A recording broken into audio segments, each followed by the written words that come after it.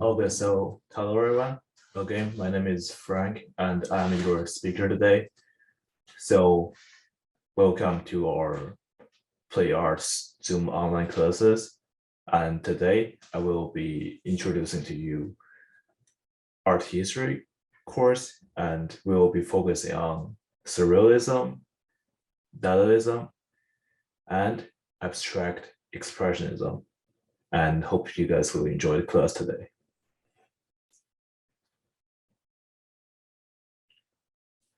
Because first of all, we have Dadaism here. So hopefully you guys still have some knowledge that exists you bring from our last class. Since on our last class, we covered that work during the Renaissance period and also Rococo's period, basically before, and also Impressionism's period. Basically before those period, Dadaism starts to rise up. And you guys can also see Dadaism as a more impression and conceptual focused expressionism in a way. And first of all, Dada means confused, indifferent, and all of the work of very distinct features. It's like meaningless and all kinds of non-logic based made things. And as you guys can see from the example of Dadaism's work I selected, those works don't really make sense to regular human beings. And that is exactly the purpose and also the focus point of Dadaism's artwork.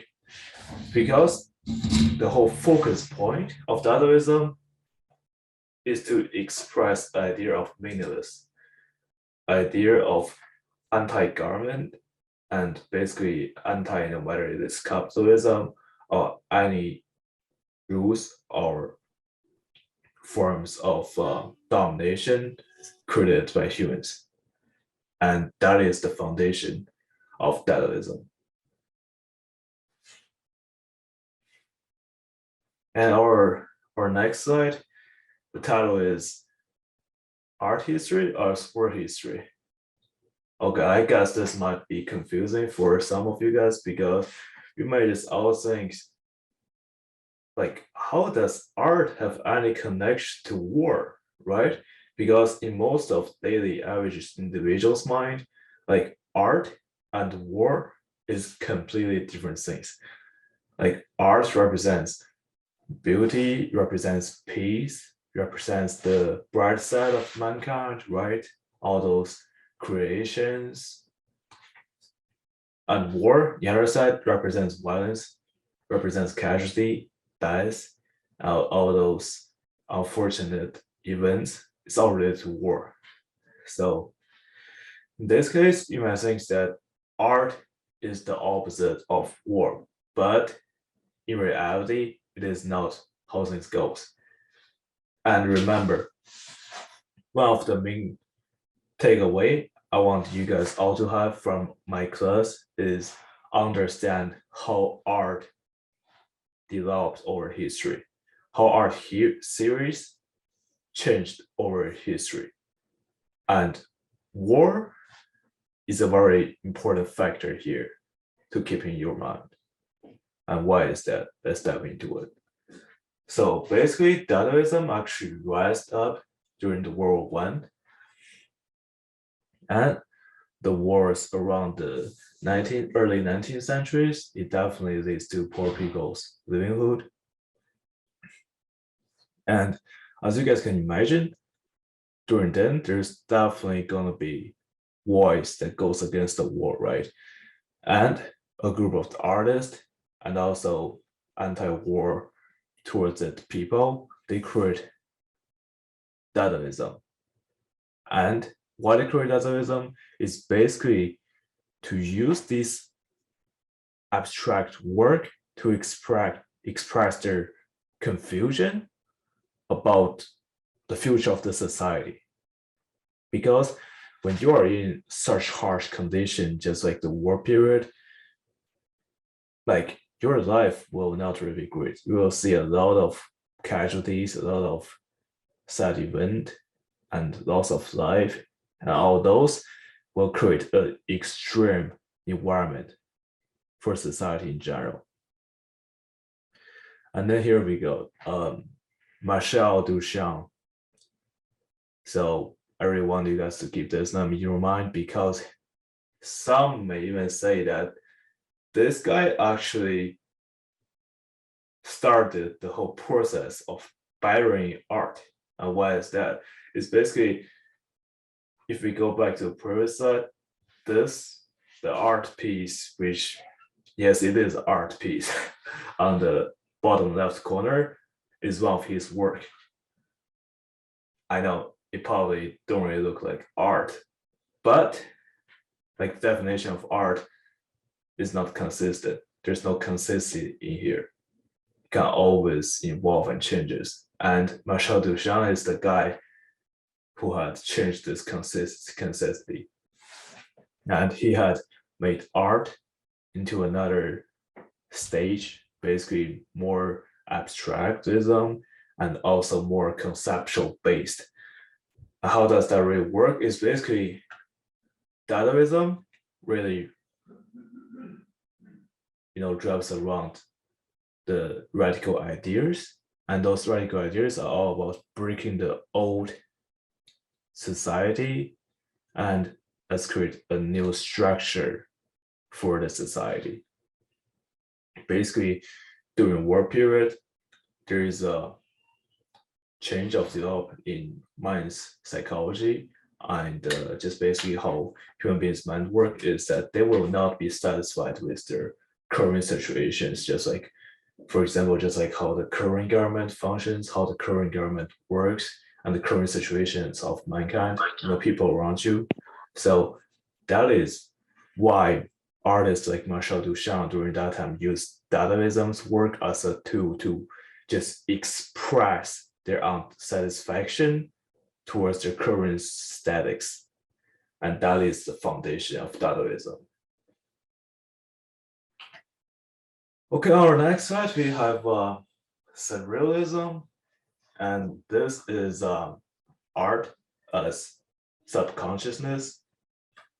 Okay, again, this is also a jump between art to another subject, academic subject, or another category of academic subject, which is psychology. And this gentleman here on the right of the page is George Freud. Basically, he's very famous for dream analysis, and also he's a very famous psychologist, although some of his theory is still debatable in this, like in our current period, but his contribution to psychology overall is not, like, you have to admit this guy did some contribution, especially on his analysis on like basically how males psychology works and how subconsciousness plays in mankind's brain. Okay, let's go back to a more art-focused point, but just want you guys to keep in mind, Surrealism has a huge connection to subconsciousness. Okay, so after the First World War, many artists who participate in Dadaism movement began practice in a surreal way. Surrealism was formally established in 1924, and basically, Surrealism is not a single art movement. It is actually a movement both in Western literature and also a lot of other categories. And how is basically the whole focus point of Surrealism is that no matter what media you're using, no matter it's literature, writing, art, music, like they are trying to link all those different medias of expressing different feelings to this idea of subconsciousness. And from this artwork, as you guys can see, it is actually pretty similar to Dadaism in a way. They're all pretty chaotic. there's really no really any rules in creating those art. It is all about expressing what you wanted to express. But you guys can actually think of surrealism as an updated version of Dadaism, because for Dadaism, there's actually basically there's no purpose. The whole purpose of the artwork is to show no purpose, to show meaningless, to show a complete chaos, because that's what artists want to express. They are just want to express that the current situation we have is a chaos, and let's demonstrate how meaningless our current state is. Then we will actually be motivated and have the motivation to change our current statics. But it is actually a bit different for surrealism compared to Dadaism, because they have shown the ideas of self-consciousness in. So basically how this works is surrealism artists build a tower of self-consciousness on this land of chaos and meaningless. Because what they think is, without the foundation of this chaotic, meaningless art piece, there's no way for the artist to express what's in their subconsciousness. If you have like a strong pre-intention for creating the work, or you actually have a strong focus point, or you know like what object you're gonna be throwing into your art piece, then you won't really be able to express your own subconsciousness. And during the time, basically the overall society thinks that subconscious really matters more, and it is very important to express what you have in your subconsciousness mind. And by creating an art piece based on Dadaism's feature, which is chaotic, like mankind will actually be able to express their feelings that's in their subconsciousness, which is so-called the slash true feelings during that time.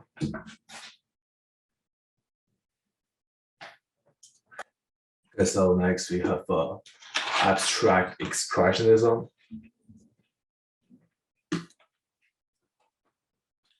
So just for the timeline of this art movement and art theory, this is actually post World War II.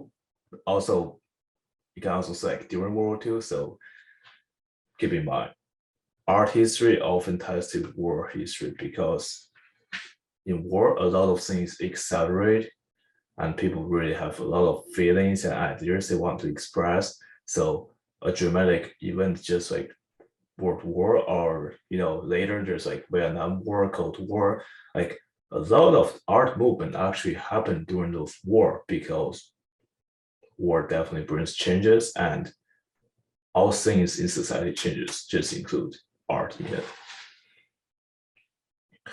So for abstract expressionism, you guys can still just see from the example I selected here. They are also pretty chaotic, but during this time, the series of art series actually plays more in just the overall art world and the academically environment of artists. And let's introduce you the two main art series that's been created by abstract expressionism, which is the first one is action painting, and the second one is color field work. So this piece of art in the middle of this page is based on the theory of action painting. And what does action painting actually represent is like basically artists draw by their action, and none of this process of creation is well designed. It is pure expression of the feelings the artists have. And at the same time, this art piece we actually see right here Like this is not the art itself. This is actually the result, the leftover of the art piece. And what do I mean by that? It's basically the process of an artist creating this painting. That is the actual art. That is actually the actual part of action painting.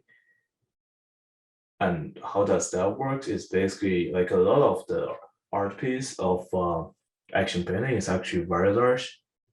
Some of it is like even size of a room, and how artists create them is they usually spend hours just you know in like whatever way they want to putting paintbrushes on those huge painting piece, and whatever feeling and the expression they had during the process of creating the art will be represented by those brushes paint they left on the piece. And the process of that is actually the expression of their feelings, which is the artwork.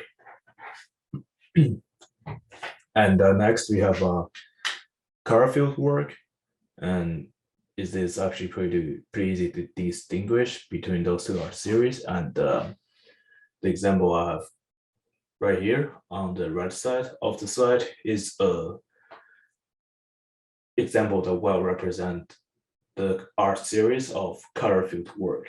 And basically the difference between action painting and color field work is dramatic. It's like complete different style, and they are in like two complete different edge of the art series.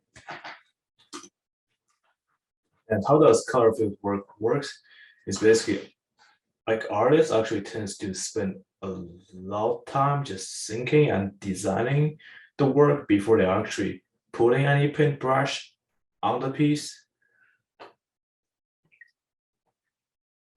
Like during the time, some of the artists even spend days just sitting in front of the work just to meditate, to actually, deeply and carefully think like what is the expression they want to link with the artwork. Basically, compared to action painting is like the violence of the action, speed of the action is just straight expression, no thinkings. But for color field work is every brush on the paint had been designed carefully by the artist. Like although just from a direct first impression, you guys might think like the action painting seems to be a lot more, complicated compared to color field work, but it is actually exactly the opposite, because the thinking process that take the artist during then to create those color field work is actually way more complicated than creating action painting, because action painting is just like direct action compared to color field work. It is more like a mental game. And let's go back to the overall impact of abstract expressionism. So as I already said, within abstract expressionism, there were two brand grouping, the so-called action painters, and who attack their canvases with explosive brush strokes, and colorful painters who fill the canvas with large areas of single color. And right here, I want to introduce to you guys Mr. Greenberg, because one of his art series is very important for abstract expressionism, but also for further art series which we're going to learn in our classes. And that is flatness is goodness, or some may even say godness. Like, what does it mean? Because basically that is before abstract expressions, a lot of the painting we have, it is actually in 3D dimension compared to this artwork. Basically what Greenberg believe in is that flatness is actually a more direct way of expression the feelings of the artist without artists focusing on the object they are drawing. Like if they're printing in a 2D dimension, or then the feelings and the emotions is a lot better connected to the artwork and also art pieces. And you're actually able to see this in your further art movement, just like the pop art. Like basically all the major modern art movement after abstract expressionism had all focused on this idea of Greenberg, which is flatness is godness, because after abstract expressionism, like art had actually become more and more conceptual based, and at the same time, like during abstract expressionism, like there is a role that plays important in the world of art is the surrealist. It's basically the artist who doesn't paint but create art series to direct those actual painter artists to create the work. Like during the time, like the most famous painter doing that is Jackson Pollock. Like even his work must primarily focus and obeying the rule created by the series during that time, just like Greenberg, and there's also another guy named Steinberg. Like all the art series they create overruns the ideal intention of the painter themselves. Like they actually focus more on the series created instead of the ideas and intentions of the artist themselves.